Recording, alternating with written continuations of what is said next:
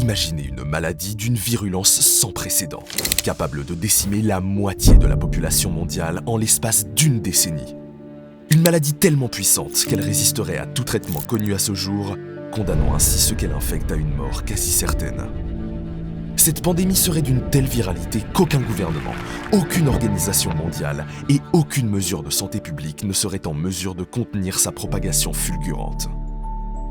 Les répercussions de cet événement seraient dévastatrices, laissant place à une atmosphère de désespoir généralisé où les rêves d'une vie normale s'éteignent devant la menace imminente d'une extinction massive.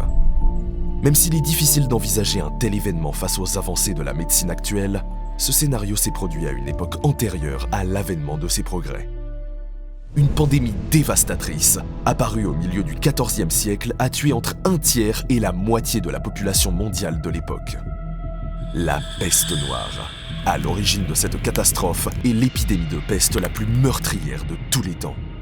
Entre 1346 et 1353, cette maladie a frappé l'ouest de l'Asie, le Moyen-Orient, l'Afrique et l'Europe, bouleversant le monde médiéval chrétien et musulman. Dans cette vidéo, nous allons voir comment la peste noire a marqué l'histoire.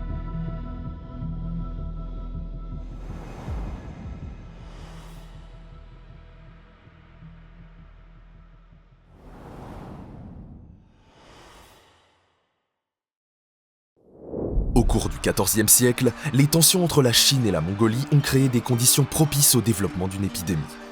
Ces conflits ont provoqué des déplacements massifs de population ainsi que des conditions précaires, marquées notamment par une proximité avec les rats. Ce sont les rongeurs qui sont les premiers à être touchés par la maladie. La transmission de la maladie se fait par l'intermédiaire des puces qui se nourrissent du sang de leur hôte. Une fois infestée, la puce peut transmettre la maladie aux hommes en les piquant, après avoir été contrainte de changer d'hôte suite à la mort des rats infectés, par exemple. En 1331, la province d'Hubei est touchée par une vague de peste qui se propage rapidement dans les régions voisines. La maladie, transportée par des rongeurs infectés, se répand alors d'est en ouest en suivant les axes commerciaux de la route de la soie. C'est le début d'une épidémie sans précédent qui décima un tiers de la population chinoise, passant de 125 millions d'habitants à 90 millions entre 1331 et 1393.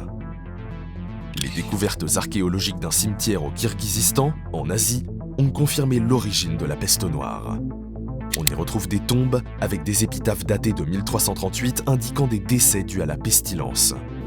L'analyse de l'ADN des défunts a révélé que les bactéries présentes étaient les ancêtres de celles qui ont dévasté l'Europe. La maladie s'est rapidement répandue et a atteint les rives de la mer Noire, en Crimée, au port de Caffa en 1347. À cette époque, les Italiens, et plus précisément les Génois, possédaient de nombreux comptoirs commerciaux en Méditerranée et en mer Noire. En 1346, le comptoir de Caffa est alors assiégé par les Tatars, commandés par le Khan Janibeg. La peste noire décime son armée et il est contraint d'abandonner le siège de la ville. Avant d'abandonner la bataille, il ordonne de catapulter les cadavres des pestiférés dans la ville à l'aide de ces catapultes. Face au désastre de la maladie, les Génois quittent la ville à bord de leurs navires. Le port de Caffa était un important carrefour commercial au Moyen-Âge et devient ainsi le point de départ de la propagation de la peste noire à travers le monde. En effet, l'essor du commerce maritime durant le Moyen-Âge a joué un rôle décisif dans la diffusion de la maladie, car les échanges commerciaux se développaient sur des routes de plus en plus étendues. À la fin de l'année 1347, les navires génois contaminent le monde entier en transportant avec eux des rats infestés de puces porteuses de la maladie. Les grandes villes commerciales ont été les premières à être infectées. Gênes, Constantinople, Marseille, et infectent les villes et les villages voisins jusqu'aux campagnes. L'Europe est fortement touchée. En Italie, les villes de Gênes, Pise, Venise ou encore Florence perdent plus de 30% de leur population. Toutes les grandes villes de France sont touchées et aucune région n'est épargnée. Paris, Marseille, Lyon, toute la Provence en remontant à la Bourgogne jusqu'en Normandie. La peste traverse les Alpes, atteint la Suisse et s'étend vers l'Est.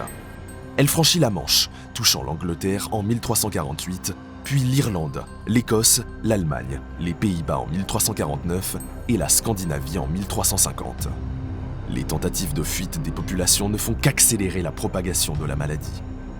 Une fois arrivée à Constantinople, elle se propage sur les îles de la mer Égée, la Grèce, la Crète et Chypre.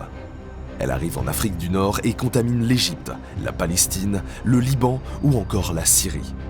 Chaque lieu touché devient un foyer à partir duquel la maladie se diffuse, donnant lieu à la plus grande épidémie de peste jamais connue.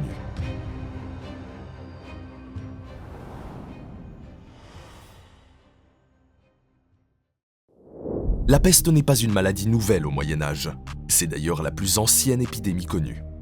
Le premier épisode de peste historiquement documenté est la peste justinienne, qui a sévi dans le bassin méditerranéen au VIe siècle après Jésus-Christ. Elle a été nommée ainsi en l'honneur de l'empereur romain d'Orient Justinien qui a survécu à l'épidémie. Elle s'est propagée pendant plus de 200 ans et a fait des millions de morts. Bien que la peste ne soit pas une maladie nouvelle, la gravité de la peste noire est sans précédent. Le terme « peste noire » apparaît plus tard. Son nom de l'époque est « grande mortalité » ou encore « maladie des bosses ». L'expression « peste noire » ou encore « mort noire » se popularise au XIXe siècle à cause des taches noires sous la peau qu'elle provoquait. Cette maladie se distingue en 3 formes, la peste bubonique, la peste pulmonaire et la peste septicémique.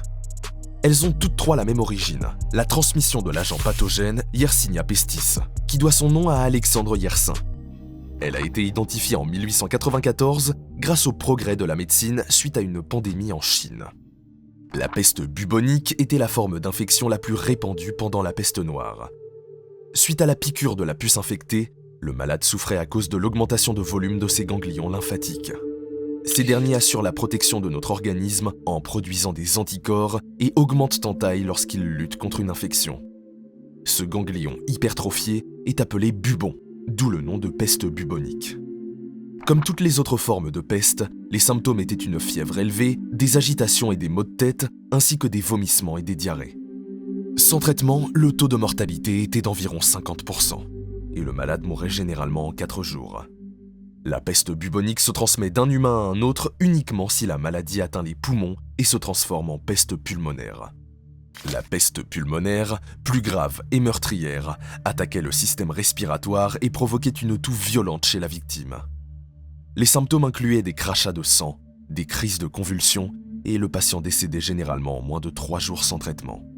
Elle était très contagieuse entre humains et se transmettait par les gouttelettes de salive. Son taux de mortalité à l'époque médiévale était de 100%. La dernière forme de la peste noire était la peste septicémique. Elle se propageait à travers des infections sanguines, par exemple dans de petites plaies.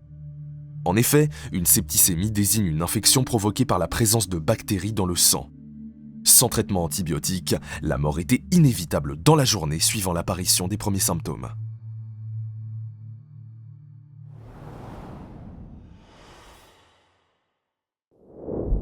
Les médecins de l'époque étaient confrontés à une maladie qu'ils ne comprenaient pas. Ils ne possédaient pas les connaissances nécessaires pour traiter les malades, et les traitements qu'ils mettaient en place étaient inefficaces, et parfois même dangereux. La saignée, une pratique courante consistant à retirer une certaine quantité de sang du corps, était largement utilisée pour rétablir l'équilibre corporel, mais elle a plutôt aggravé la situation des malades. Les médecins ont également attribué la maladie à la putréfaction de l'air, recommandant de purifier l'air à l'aide de la combustion d'herbes aromatiques. Face à l'inefficacité des traitements médicaux, la société s'est tournée vers une foi religieuse plus forte. À cette époque, la peste était considérée comme une colère divine. Les pratiques religieuses se sont intensifiées et la population cherchait la protection divine en participant à des rituels religieux. Les églises étaient remplies de personnes priant pour la guérison et la fin de la calamité, contribuant ainsi à la diffusion de la maladie. Les premières mesures d'isolement et de quarantaine ont été mises en place pour contrer cette propagation rapide. À Milan, les maisons des pestiférés voient leurs portes et leurs fenêtres barricadées pour éviter tout contact avec la population. Les ports sont également fermés aux bateaux venant de zones infectées. Cependant, cette mesure s'est avérée inefficace, car la présence de rats et de puces infectées a complètement été ignorée. Les autorités interdisent également les rassemblements et régulent divers aspects de la vie quotidienne. Les environs des cités ainsi que les axes de circulation sont contrôlés. De nombreuses personnes décident de fuir vers des régions plus saines, contribuant davantage à la propagation de la maladie.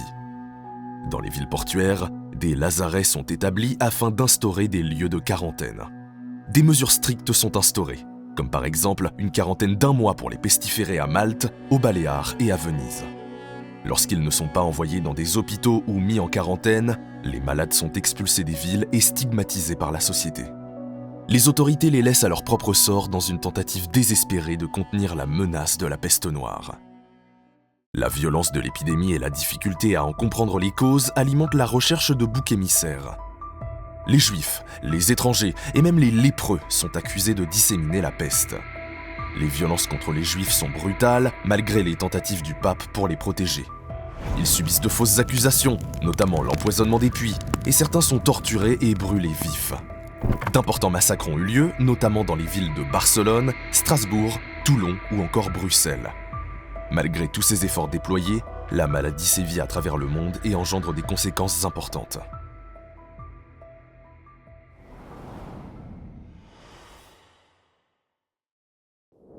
La peste noire a eu un impact démographique considérable à travers l'Orient et l'Occident. Selon certaines estimations d'historiens, entre 30% et 50% de la population européenne de l'époque a été décimée, totalisant entre 75 et 200 millions de décès à l'échelle mondiale. L'épidémie survient dans un contexte déjà dégradé sur le plan économique, politique et social. Depuis les années 1310, des famines et des guerres ravagent plusieurs pays, entraînant une stagnation démographique. La peste noire frappe alors des populations déjà affaiblies par des crises répétées, marquant ainsi un tournant dans l'histoire. Cet impact démographique aura des répercussions dans tous les secteurs, contribuant notamment à la dégradation de la réputation de l'Église. Les abbayes et les monastères font face à une diminution de leurs effectifs, les contraignant à entreprendre des recrutements. Cette situation entraîne le remplacement des moines érudits par des individus ignorants et motivés par la cupidité. Ces changements contribuent de manière significative aux accusations formulées et aux tensions qui alimentent le mouvement de la réforme qui prendra une place importante à partir du XVIe siècle. Sur le plan économique, cette crise affecte l'ensemble des revenus de la population. Les administrations locales sont confrontées à une baisse significative de la collecte des impôts et à une hausse des dépenses pour la gestion des malades. Les paysans et les commerçants font face à une pénurie de main-d'œuvre, ce qui les oblige à améliorer leur productivité. Dans les villes, des efforts sont faits pour améliorer l'efficacité des machines, tandis que dans les campagnes, l'élevage devient plus répandu pour compenser la perte de main-d'œuvre. Cette pénurie entraîne une hausse des salaires, entraînant à son tour une hausse des prix. Cette crise démographique contribue également à creuser l'écart de richesse. Les riches survivants héritent de sommes importantes, tandis que la situation des pauvres ne s'améliore qu'avec la hausse des salaires. Dans l'ensemble, l'épidémie contribue à une hausse générale du niveau de vie et marque la fin de cette période difficile du début du XIVe siècle. Ainsi, la peste noire a eu un impact profond qui a duré des années, modifiant considérablement la vie sociale, économique et religieuse.